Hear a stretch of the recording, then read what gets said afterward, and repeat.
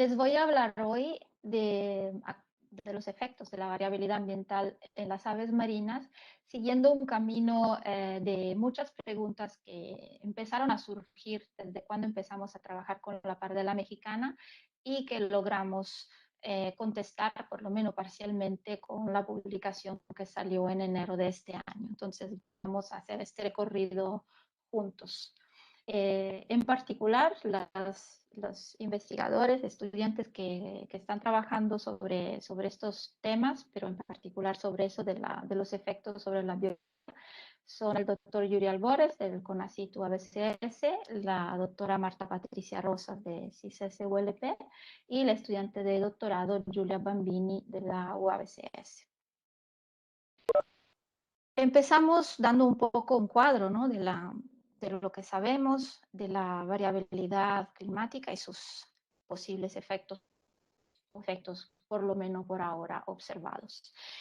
Sabemos que la variabilidad climática afecta en términos generales todos los vivientes, ¿no? Entonces, se tienen publicaciones desde 1700, 1800 sobre los efectos de las condiciones variables de temperatura o de otros elementos ambientales sobre las poblaciones vegetales y animales.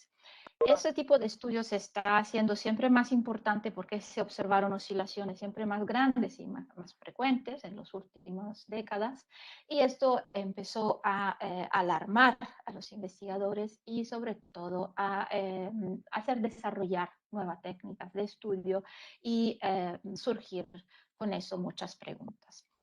Sabemos, por cierto, que en el Golfo de California, por ejemplo, aquí cerca de donde vivimos, hay efectos claros, evidentes sobre las aves marinas, condiciones de calentamiento del agua en los años niños. En estos años tenemos la reproducción prácticamente en cero de muchas especies, y en el Pacífico también se observaron shifts de comunidades. Entonces, donde normalmente anidan algunas especies en condiciones, digamos, normales de aguas, digamos, frías. Al llegar las condiciones del Niño, donde en cuanto las aguas se hacen, el agua superficial se hace más caliente, ya estas especies se mueven más al norte y otra comunidad de reproductores ocupa las mismas islas. Esto también se documentó en la década pasada. Llegando a los procelariformes, que son las especies que más estudiamos en el laboratorio de ecología marina, también hay mucha literatura que que lleva a explicar la variabilidad que hay en estas poblaciones debida también a condiciones de cambio climático. Además, sabemos que estas especies son muy afectadas por algunas prácticas de pesquería y las hace, en general, muchas especies de los procesoriformes son en la categoría de riesgo por ambos factores, lo que es la interacción con las actividades antrópicas, pero también y mucho por lo que son los efectos del cambio climático. Tenemos también una relación muy importante entre las condiciones ambientales y la respuesta fenológica por parte de algunas especies. De hecho, tenemos en algunos estudios basados en la biometría ya se observó, sobre todo en las especies migratorias de aves terrestres, se observaron cambios en términos fenológicos en su biometría. Entonces se pudieron observar variaciones en el tamaño de los animales, en particular de las alas en las especies migratorias, y esto hace pensar en una plasticidad fenotípica. Entonces, que prácticamente se seleccionan las expresiones fenotípicas que mejor se adaptan a estos cambios. Regresando a las aves marinas, un ejemplo que la verdad es muy interesante, y si tienen chances les consejo de buscar el artículo, o se lo puedo pasar yo, es sobre el albatros errante. Esta especie anida en el hemisferio sur, en las islas de Kerguelen, en la zona de los 40 Rugentes, entonces en la latitud donde hay estos vientos muy fuertes que ocupan una franja alrededor de los 40 grados sur. Y el albatro errante normalmente después de girar en el periodo postreproductivo empieza un viaje en estos vientos utilizando estas corrientes muy fuertes y da toda la vuelta al globo para regresar después a anidar en las mismas islas el año siguiente. Lo que observó midiendo estos albatros, haciendo las normales medidas biométricas que se hacen cuando se anillan las aves, se observó que estos animales están seleccionando hacia individuos más grandes. Entonces, individuos con alas más grandes pesan más. ¿Por qué? Porque los vientos aumentaron. Con el cambio climático, los vientos se hicieron más fuertes, más intensos, y entonces animales de mayor peso y con alas más grandes los pueden enfrentar mejor que animales más chicos y con alas más pequeñas, que sufren más este incremento de las condiciones ambientales. Entonces, esta es una nueva clave para interpretar la biometría de las aves, y también se tiene que considerar conjuntamente a lo que es el comportamiento, la distribución en mar y todos los factores que se estudian de estas especies. Lo que ya se sabía desde hace mucho tiempo es que las aves marinas se brincan la reproducción durante los años con malas condiciones. Eso se observó en varios casos. Nosotros también lo estudiamos en el mar Mediterráneo, por petrel Mediterráneo, y observamos que en los años en que las condiciones en el periodo pre-reproductivo no son optimales, las aves deciden no reproducirse, no llegan a las áreas reproductivas o llegan solo algunos, los pocos que pudieron alimentarse correctamente, adecuadamente. ¿Por qué? Porque enfrentar el periodo reproductivo para las aves es metabólicamente un gran reto. Consideramos que en los procelariformes los huevos tienen el tamaño más o menos del 25, el peso del 25% de la mamá. Eso significa que es una gran inversión metabólica, y una vez que nace este pollo, su desarrollo es muy lento. A veces se tardan 2, 3 meses, hasta 4, antes de poder volar y entonces ir al mar y alimentarse solos. Eso es un reto para ambos padres porque los cuidados parentales son sobre todo para la mamá, que tiene que producir el huevo, y entonces metabólicamente un esfuerzo importante. Entonces, como son especies longevas, tenemos mediamente en las varias especies procelariformes entre los 20 y 30 años de vida, hasta llegar en los albatros. Hay un albatros de Larison muy famoso que se llama Wisdom, es una hembra que anida en las en Isla Midway, y es documentada su edad, tiene más de 60 años. Entonces, estas aves como estrategia prefieren brincarse una temporada reproductiva para no arriesgarse a morir ellas mismas, y entonces no desperdiciar el empeño metabólico para producir un huevo y crecer un pollo que posiblemente no podrá sobrevivir porque no hay condiciones. Entonces se brincan un año y al siguiente se reproducen, dado que su vida es muy larga, y entonces esto no afecta en términos importantes su capacidad reproductiva, tampoco su probabilidad de vida. Esta flexibilidad del comportamiento es consistente con la hipótesis de los padres prudentes, que fue ya detalladamente publicada por Lebouec y inicialmente por Cam, pero ¿qué nos dice? Si los padres son prudentes y las condiciones ambientales van empeorando, o la frecuencia de las condiciones ambientales malas para las aves marinas aumenta, entonces una cosa es no reproducirse una vez de vez en cuando, pero si un año sí, un año no se reproducen, ya vamos a tener efectos importantes sobre las poblaciones, porque tenemos una disminución importante de los eventos reproductivos.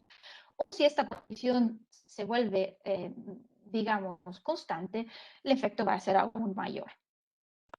Entonces, hay que ver si hay estrategias alternativas y cuáles estas son, por lo menos en las especies que tienen un monitoreo bastante largo para poderlas estudiar. Les voy a presentar la bardela mexicana. Los que fueron presentes a otros seminarios saben que es la especie, una de las especies que estudiamos de manera prevalente. Es una procelariforme de tamaño pequeño y vive esencialmente, la especie es endémica mexicana y su población vive esencialmente, se reproduce en Isla Natividad, donde encontramos el 95% de la población. Es presente en algunas otras islas, pero en porcentajes muy bajos. Los estudios que se hicieron inicialmente fueron 97 y 98, fueron esencialmente para describir un poco la especie, su ecología, y se hizo una estimación de la población, que era alrededor de las 80.000 parejas, pero cuando nosotros llegamos a trabajar en Isla Natividad en 2016, quisimos actualizar la población también porque desde entonces se habían erradicado los gatos y nos esperábamos de ver un aumento significativo en la población. Eso no fue porque encontramos menos de 40.000.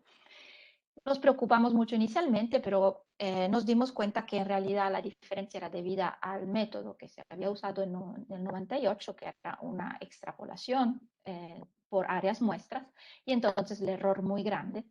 Mientras en nuestro caso utilizamos los drones y los modelos de captura, marcaje y recaptura para estimar la ocupación de los nidos.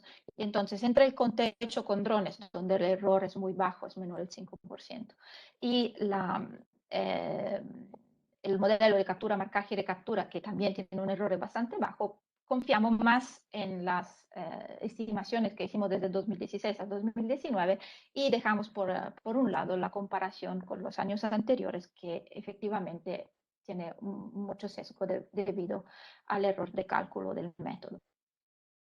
Entonces, esta es la población, tenemos alrededor de entre las 40 y 50.000 parejas reproductivas. Esta variabilidad es debida también a las condiciones ambientales. Eso nos permitió, por el momento, actualizar la ficha de la IUCN en la lista roja y justo este año teníamos que ir para actualizarla, pero desafortunadamente las condiciones debido a la pandemia no lo permitieron y entonces ojalá lo podamos hacer el próximo año. Esta es Isla Natividad, es dentro de la zona núcleo de la Reserva de la Biosfera de Vizcaíno. La población de humanos presentes es 80 familias, de manera bastante permanente, estable, y se encuentra en la parte sureña de la corriente de California, muy cerca de la costa. Entonces hablaremos un poco rápidamente de la distribución porque es lo que nos hizo surgir muchas preguntas y después veremos en más detalle lo que es la muda, la biometría, el dimorfismo sexual y los efectos de las condiciones ambientales en la biometría de esta ave, de esta especie. ¿Cuándo y cómo trabajamos? Bueno, desde 2015 empezó un evento que se nombró el Warm Blob, la masa caliente, y eso siguió con condiciones de El Niño hasta el 2016. Esas condiciones cambiaron a una niña, condiciones ligeras, no muy pronunciadas en el invierno entre 2016 y 2017, para pasar a otra niña siempre bastante ligera en 2017-2018 y otra vez pasar a condiciones niño en el año 2019, pero mucho menos fuertes que la condición del 2016. En este periodo, en todas las temporadas reproductivas que ven marcadas aquí con estas bandas azules en la gráfica, ese es el periodo en que se reproducen las pardelas. En estos periodos capturamos adultos y pollos y al capturarlos tomamos todas las medidas biométricas de ambos, de adultos y pollos. También teníamos el objetivo, es algo que estamos todavía haciendo, de analizar los isótopos estables de carbono y nitrógeno en las plumas y en la sangre, y entonces tomamos pedacitos de plumas para hacer estos análisis. Pero, ¿cuál es el problema? Que yo puedo tomar la pluma, pero tengo que saber cuándo esta pluma se mudó, porque la información que me arroja el análisis de los isótopos es del ambiente donde la especie se alimentó.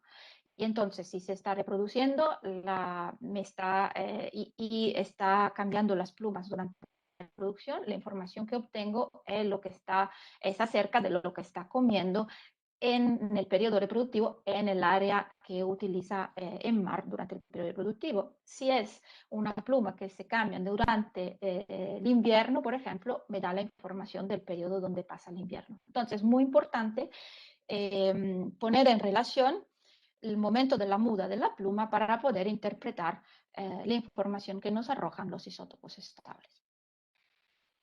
Utilizamos los GLS solo en un periodo post-reproductivo, 2016. Los GLS nos dan una información general de lo que es el área de distribución de la especie después de la reproducción. Los GLS miden la intensidad y la angulación de la luz, el ángulo de luz, y entonces nos dan un error bastante grande en términos de coordenadas geográficas, pero utilizando muy poca batería nos permiten trabajar sobre tiempos bastante largos, entonces posiblemente toda la temporada no reproductiva. Mientras que en el periodo 2016-2019, todas las temporadas reproductivas utilizamos GPS. Esos necesitan más baterías, son instrumentos mucho más precisos que también tienen otros aparatitos adentro, como por ejemplo para medir la profundidad, la temperatura, la salinidad y todo eso. Esos se tienen que quitar, no se pueden dejar en el animal, porque se fijan en las plumas con un tape especial y después de unos 10-15 días este tape se pierde, entonces hay que recuperar el animal pronto para poderlo quitar. Mientras los GLS se quedan amarrados al anillo de metal que metemos normalmente cuando anillamos, y entonces se pueden quedar en el animal hasta que dure el cincho con que están amarrados, y también en ambos casos no hay afectación de la capacidad de vuelo o de natación de los individuos.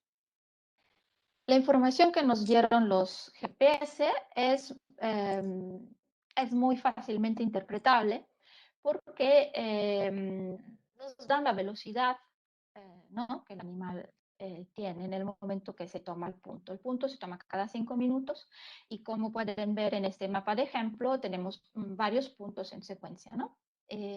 La velocidad que tiene el animal en términos lineal y angular en cada punto nos dice qué está haciendo. Entonces, si el animal está volando en línea recta, tendremos una alta velocidad lineal, pero muy baja o tendente a cero velocidad angular. Entonces, esos son los puntitos azul claro, son la categoría HL, porque High Speed Linear, Low Speed en términos de angular. Cuando tenemos ambas altas, significa que está volando rápido, pero también dando muchas vueltas. Posiblemente está en un área donde puede encontrar comida, está buscando comida. Entonces, ya una indicación de lo que es su comportamiento de alimentación.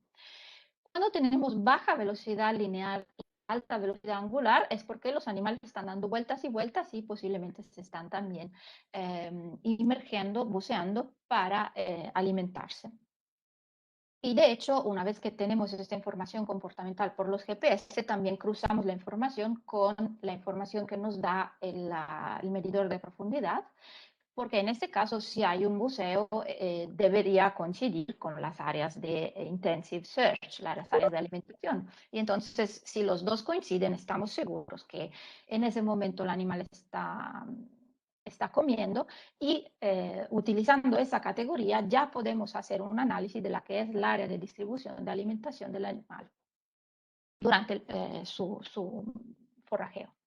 Después verán que hay estos puntitos anaranjados muy cercanos uno al otro. Ahí no tenemos velocidad lineal y tampoco angular, simplemente están durmiendo. Entonces sabemos que después de alimentarse se hacen su siesta, y después de haber descansado, digerido, pueden alimentarse otra vez o deciden de regresarse a la colonia. Entonces, toda esa información nos permitió analizar las áreas de distribución, sobre todo cuáles son las áreas donde se alimentan. Y pueden ver en estos dos mapas donde se comparan los primeros 2 años de nuestro trabajo, 2016-2017, y la estudiante de doctorado Giulia Bambini está trabajando también en los otros 2 años, 2018-2019, para ver cómo se distribuyen y cuáles son las variables, ¿no?, que afectan esta distribución. Vemos aquí los machos son en rojo, las hembras en azul y ven muchos puntitos blancos. Los puntitos blancos son los eventos de buceo. Ven que coinciden exactamente con estas áreas de alimentación y entonces vemos también que hay una segregación espacial fuertísima. 2016 van al norte los machos, al sur las hembras. En 2017 esto no pasa. De hecho, en 2017, cuando bajábamos la información de los GPS, ya pensábamos poder predecir si eran machos o hembra, ¿no?, un individuo o el otro. Después, con el sexado por ADN molecular, nos dimos cuenta que estábamos en error total. Y entonces, analizando después los datos, vimos que esta segregación se hubo solo el primer año, el segundo no. ¿Por qué? ¿Qué es que hace que las pardelas se dividan? Una primera respuesta, que ya está en el paper que les acabo de mencionar, es esta, que la temperatura fue distinta. Entonces había solo algunas áreas útiles para alimentarse en 2016, donde ven esta arriba la temperatura, la de abajo la clorofila. Entonces teníamos solamente dos áreas de refugio, al norte y al sur, donde efectivamente era más probable que había las condiciones adecuadas para alimentarse, agua más fría y más productividad. Pero ¿por qué los machos al norte y las hembras al sur? ¿Qué es que hace que se dividan así? Aparentemente es una especie monomórfica, no se ven grandes diferencias porque algunos escogen una zona de alimentación, algunos otras. Entonces, bueno, retomando lo de la muda y del tamaño, empezamos a buscar en la literatura, ¿no? Porque lo de la muda era necesario para eso de los isótopos, que también podían darnos una explicación sobre esta segregación que encontramos. Pero también el tamaño nos da una información sobre la que es la diferencia entre machos y hembras. Entonces empezamos a buscar información y sobre todo a analizar nuestros datos. Bueno, informaciones disponibles son dos y son completamente opuestas. Kate, que estudió la especie en 97 y 98, describió la muda como contemporánea al periodo reproductivo. ¿Qué significa? Que una hembra produce el huevo, ya un gran gasto, te pone el huevo y lo sigue incubando, otro gasto también, porque en lugar de estar en mar comiendo cuando quiere, tiene que estar en el nido y eso va a afectar su capacidad de recuperar y de alimentarse. Y en ese momento, cuando nace el pollo, empieza la muda al mismo tiempo que tiene que alimentar sí misma y el pollo, conjuntamente con el macho. No tiene mucho sentido en términos metabólicos, ¿no? Pero eso, en realidad nos dimos cuenta que había muy pocas muestras en el trabajo de Kate. Entonces dijimos, quizá habrá un error debido al tamaño de las muestras, la cantidad de muestras. Después Pyle, en 2008, propone que la pardela mexicana en realidad es como todas las otras pardelas del mundo, del género Puffinus, y produce el huevo, depone, hace su incubación, después tiene un periodo de cuidado parentales y al terminar los cuidados parentales, cuando ya va mucho menos al nido, sobre todo cuando entra al nido, da de comer y se va al mar otra vez, entonces tiene mucho más tiempo para recuperar y alimentarse para sí misma y para el pollo, sobre todo no gasta sus plumas, no las, sí, no las gasta entrando y saliendo de la madriguera, ¿ok? Porque eso obviamente ponerse un vestido nuevo para después hacer jardinería no es una gran cosa. Mejor meterse el vestido nuevo en el momento que voy a salir para lo que sea mis eventos sociales. Lo mismo hace la pardela. Si tiene que usar las plumas nuevas para hacer la migración post-reproductiva, ¿qué sentido tiene gastarlas dentro de la madriguera? Mejor cambiarlas cuando ya no entra en la madriguera. Eso es lo que propone Pyle, pero también Pyle, por cuanto tenga mucho más sentido, tiene muy pocas muestras. Entonces, nuestras hipótesis son estas. La muda no se sobrepone a la reproducción, como decía Pyle, pero todavía nos sentimos en deber de documentarlo. Hay diferencias entre sexos en la biometría y eso podría explicar un poco, ¿no?, de la segregación que encontramos. Y también las condiciones ambientales, vimos que la temperatura era diferente en los 2 años que observamos. Entonces, también otras condiciones ambientales podrían tener algún efecto, ¿no? Y quién sabe si este efecto es sobre la biometría del animal.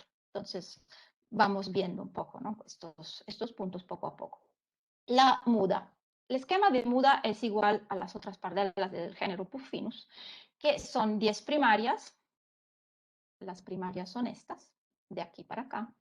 Después son 22 secundarias que van de aquí para acá, aquí no se ven muy bien. Y después tenemos 12 en la cola.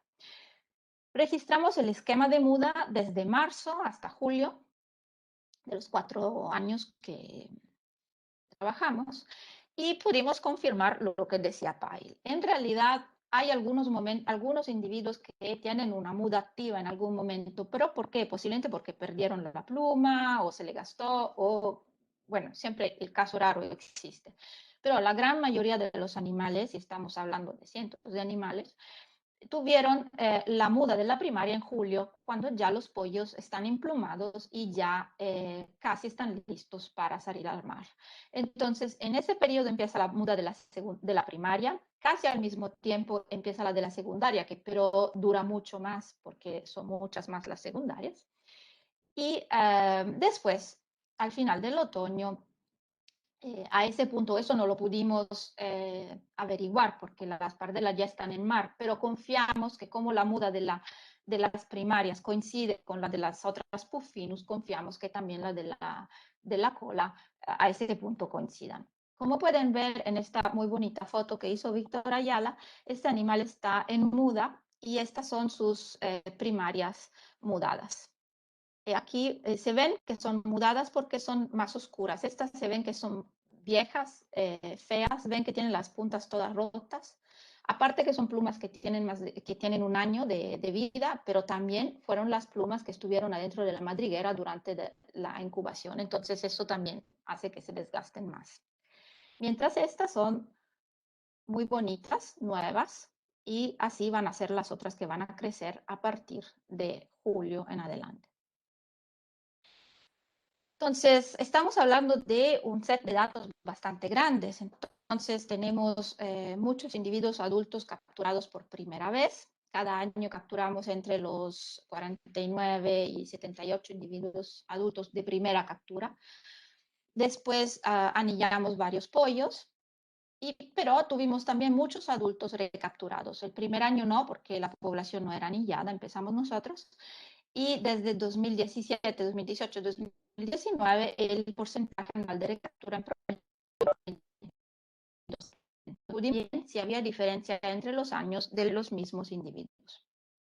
El crecimiento de los pollos es perfectamente en línea con lo de los otros procelariformes, que tienen esta curva logística donde empiezan a agarrar muchísimo peso y hasta que empiezan a emplumarse y llegan a pesar más de los adultos hasta el punto que ponen las plumas y una vez que están puestas las plumas, los adultos van siempre menos seguido a alimentarlos y los pollos al final, cuando ya están listos, dejan la madriguera y van en mar. Pero regresamos a la biometría de los adultos. Para testar el dimorfismo sexual tenemos 108 individuos capturados más veces, donde tenemos 52 machos y 56 hembras. También pudimos testar si hay una situación de emparejamiento selectivo. Tenemos 34 parejas reproductivas que fueron capturadas en más eventos. Esto es la comparación entre el tamaño de los individuos de una pareja. ¿Por qué? Porque puede ser que haya una selección entre las parejas para tener las mismas características. Entonces, aunque en la especie a primera vista el dimorfismo sexual no es evidente, y también, eso es un comentario que todavía está en análisis, pero las pardelas, en general el género Puffinus y también otros géneros de pardelas más grandes, tienen cantos distintos entre machos y hembras. La pardela mexicana es prácticamente imposible de distinguir. Machos y hembras cantan de manera prácticamente igual, entonces no ayuda tampoco el canto, son muy difíciles de entender si uno es macho o es hembra. Bueno, pero nosotros observamos que había algunas diferencias entre los componentes de la pareja. Estas diferencias son ligeras, pero siempre significativas. Por ejemplo, la medida de la cabeza más el pico. Esta es una medida que, por ejemplo, en algunas especies de gaviota nos permite decir si un animal es macho o hembra, porque se distingue de manera muy significativa. Y en ese caso los machos son ligeramente más grandes, pero ligeramente. Después, en el tarso también, otra medida esquelética, tenemos un tarso mediamente más grande en los machos, aunque no sea significativo. Al medir el ala no es una medida esquelética, el ala crece, es un tejido, la estructura esquelética obviamente sí, pero lo que medimos son las plumas, y las plumas son tejidos queratinosos, como son nuestras uñas, y crecen hasta un punto y tomamos esta medida, pero cada año crecen, como acabamos de comentar hablando de la muda. Y en ese caso también tenemos que las alas de los machos son un poco más largas que las de las hembras. Pero vemos que en las alas hay una variabilidad en los años. Y vemos que los machos son los de gris, las hembras son las blancas. Los machos son prácticamente constantes, aunque hay una variabilidad, pero medio diferencia. Mientras que en las hembras en 2016 o agarramos solo hembras chiquitas, que sería un poco raro, o hubo algo en 2016, había algo que afectó el crecimiento de las plumas. Entonces ahí empiezan, ¿no?, a surgir preguntas y a tener ganas de dar respuestas. También, comparando el peso, vimos que los machos pesan un poco más. Vamos a ver lo que pasa en la que es la condición corporal. La condición corporal es una medida que es en realidad, digamos, es una variable que es compuesta de las medidas biométricas. Entonces, se hace primero un análisis de componentes principales de todas las medidas biométricas y después se hace la regresión de los valores de la componente 1 contra el peso y los residuales de esta regresión son una medida de la condición corporal. Este método es utilizado en las aves marinas de manera muy extensa y muy aceptado por todos. Pero, como vimos que, se acordarán esta, como vimos que el ala varía, entonces decidimos de quitar el ala de las medidas biométricas. Y entonces utilizamos solo las medidas esquelétricas, en el sentido, si un año va mal, puede ser que no me crezca el cabello, pero no me voy a reducir en altura. Una vez que tengo mi altura, es esta. Después puedo perder el cabello o no, pero la altura queda la misma. Lo mismo lo aplicamos a las pardelas. Una vez que están adultas y se reproducen, ya no crecen ni se encogen. Y entonces decidimos utilizar solo las medidas biométricas, las del esqueleto de la cabeza más el pico, los tamaños del pico, altura, largo y todo, el tarso, pero no el ala. Eso nos permitió ver que también la body condition varía. Entonces, en ese caso, no hay afectación del ala. Y de hecho, en este caso, vemos que en los machos también hay una variación entre los años. ¿Ok? Entonces lo que vemos es que en 2016 las condiciones son peores para todos, mientras que en los otros años hay siempre un poco de variabilidad, pero condiciones mejores. Entonces, bueno, eso nos puede decir algo sobre el dimorfismo sexual, lo que dijimos hasta ahora, que vimos que las medidas biométricas son un poco diferentes, entonces dimos, bueno, vamos a ver si ese dimorfismo sexual es bastante evidente para podernos justificar la distribución diferencial, por lo menos en condiciones malas ambientales. Hicimos el análisis discriminante en las medidas esquelétricas de 108 individuos.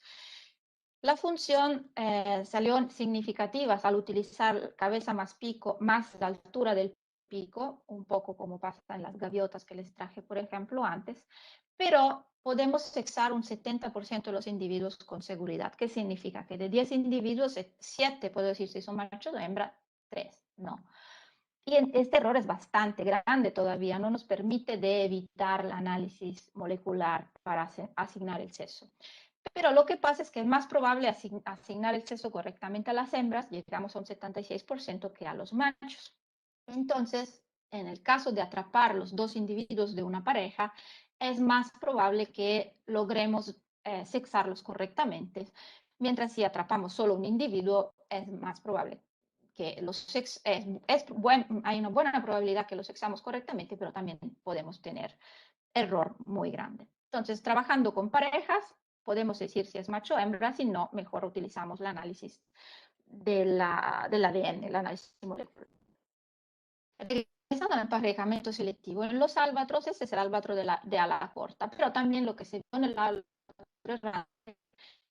los más grandes se aparejan con las hembras más grandes. Entonces, si la forzante es ambiental y empuja hacia una evolución de una fenología de mayor tamaño, entonces también en las pardelas debería haber una selección de las hembras grandes que se aparejan con los machos grandes y no, y al revés también, los chicos con los chicos. Bueno, hicimos este test para ver si había assortative mating y nada. La ala para nada, el tarso para nada y tampoco las medidas esquelétricas, el resultado de la PSA no nos dio ninguna información. Entonces ya podemos excluir la cismating. Bueno, entonces a este punto, nada, con esa información tenemos alguna indicación, pero no llegamos a contestar completamente a nuestras preguntas. Lo único que podemos hacer es utilizar las variables ambientales.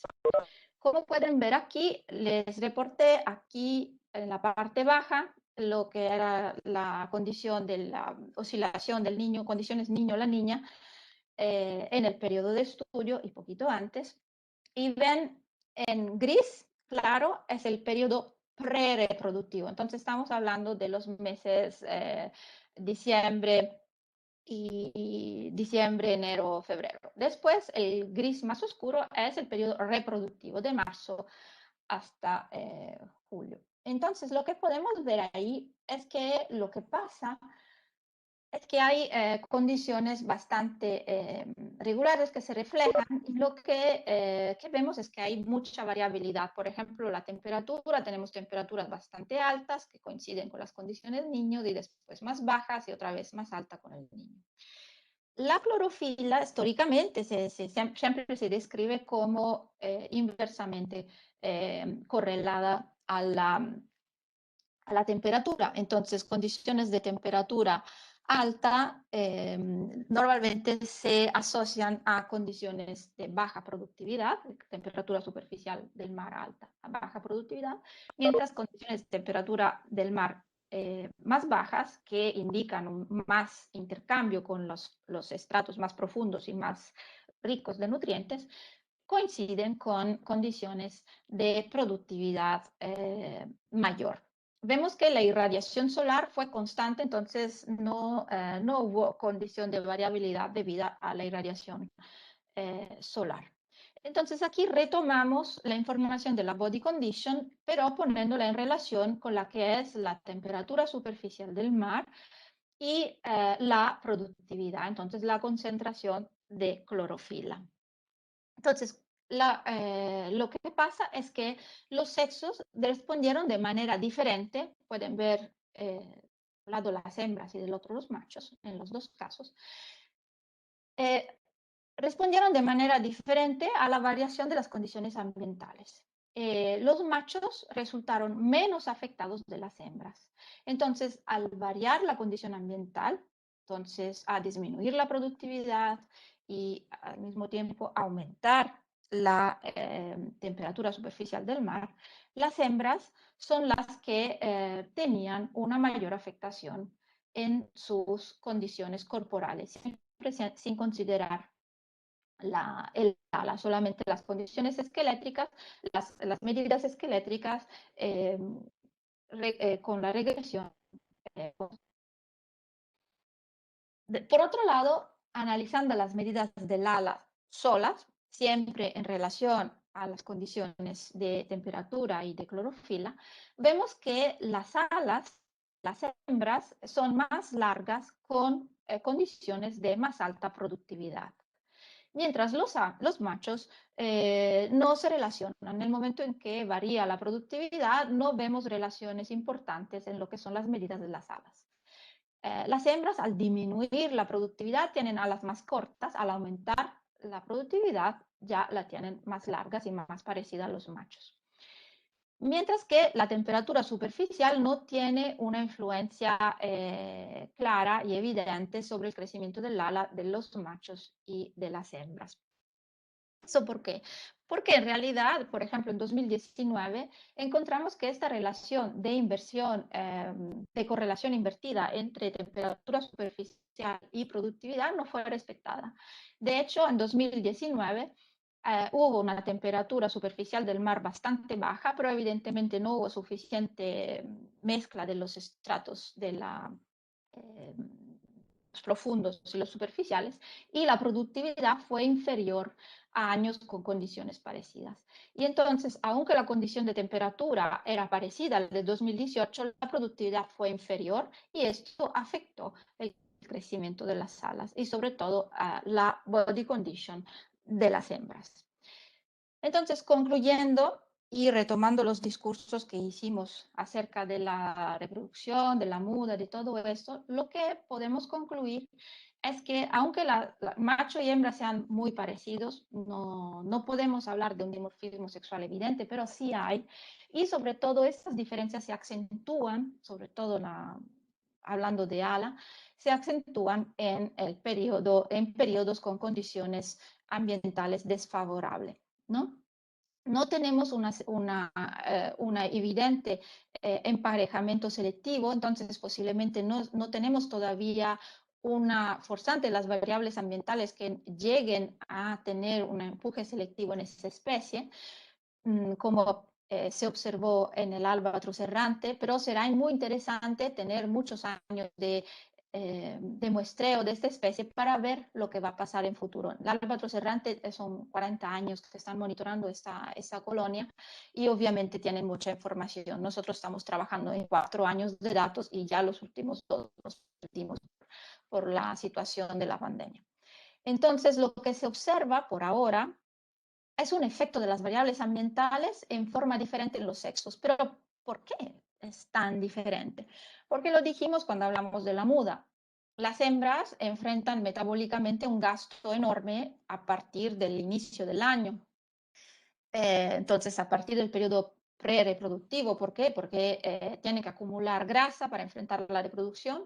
Al enfrentar la reproducción, tienen que producir el huevo, incubarlo y después alimentar el pollo. El macho, la primera parte, biológicamente no la puede hacer, entonces ya simplemente su empeño metabólicamente hablando es lo de los cuidados parentales, entonces de cuidar el nido y alimentar el pollo.